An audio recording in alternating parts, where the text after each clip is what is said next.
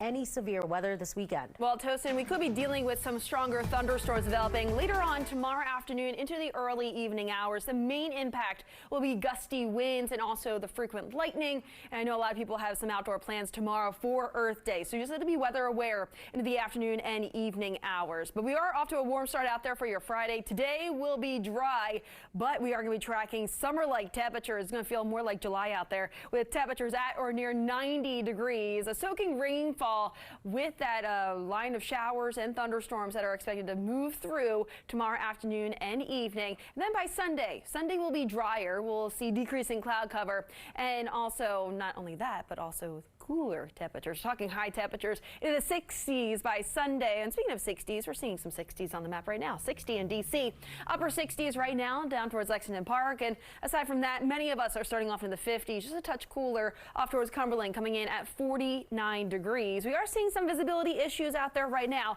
Down about a mile in Frederick, or about 8 miles of visibility in D.C. Seeing a little bit of that haze in the distance in the district right now. 6 miles of visibility in Hagerstown. We're seeing a few reduction in visibility back out towards Baltimore as well as Annapolis. Now, in terms of that temperature difference, we're running between 4 to 15 degrees warmer than we were yesterday morning at this time, really dependent on your location. But satellite and radar showing us that we're seeing those mainly clear conditions for much of the area. That's a different story back out towards the Midwest this morning, and we'll be watching for a low pressure that rides right along that front, and then an accompanying cold front will be pushing through tomorrow afternoon. Out there today, dry, temperatures approaching near 90 as early as 3 p.m. this afternoon, going with those high temperatures, mid-upper 80s to low 90s. So we're going from 85 in Hagerstown to 93 down towards Fredericksburg, 90 in the district expected this afternoon, which would beat that old record of 89 set back in 1976. Dulles also had that record of 89 set back in 1985. Martinsburg, I don't think will reach that old record of 96 degrees.